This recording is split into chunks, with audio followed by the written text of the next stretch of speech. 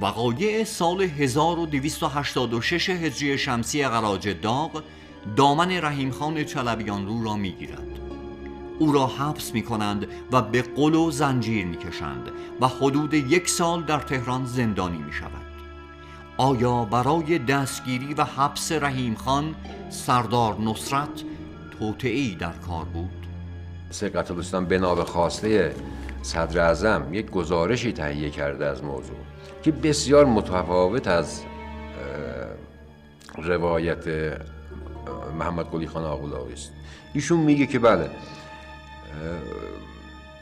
محمد قلی خان آق‌بلاغی در تخمدل بوده، بیک خان نصرالممالک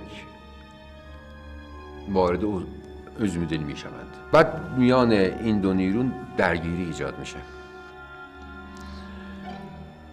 گویا از این لفظ گویا استفاده میکنه، گویا زخمی و کشته‌ای هم دارد، اما اون روایتی که محمد قلی خان آق‌بلاغی در تبریز ارائه میده و تبریز اون رو به تهران منعکس میکنه، یک فاجعه بزرگی انگار گویا اتفاق افتاده، ده‌ها کشته، صدها زخمی، یک روایت دروغ و جعلی.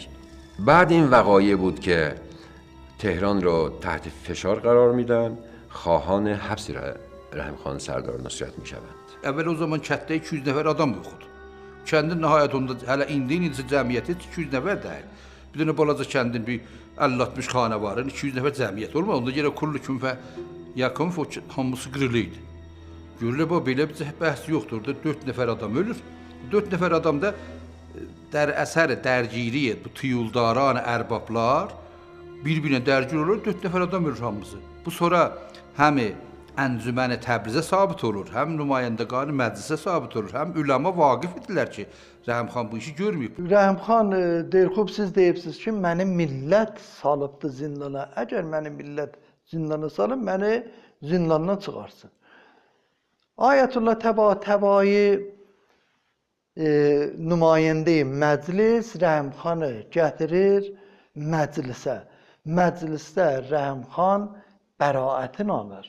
Məclis Rəhim xana Sərdar-ı Nüsrətdix ləqəbi verirlər. Bu Kitab-ı Tarix-i Ərəsbaran به قلم سرهنگ بایبردودا da gəlibdir. حبس طولانی مدت و بدون محاکمه رحیم خان باعث می شود بعضی مشروطه خواهان تندرو او را مستبد و ظالم خطاب کنند و هر شایعه ای را دربارش به آسانی بپذیرند. Bizim burada sualımız tarix nevislərimizdendir.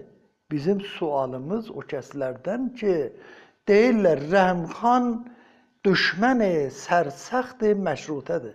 Xeyr, Rəhim xan düşməni sərsaxtı, o cinahdır, o cərəyandır ki, Yeprim xan Ərmənini keşvər İranda fərməndə nəzmiyyə elədi. Rəhim xan düşməni sərsaxtdır, Qurcilərdir, Qafqazlılardır, sosial demokratlardır ki, şimaldan gəldilər Ərdəbildə bir vəhşəti elə orada icad elədilər ki, mərdum Ərdəbil onlara ləşkər-i vəhşət ləqəb verdi.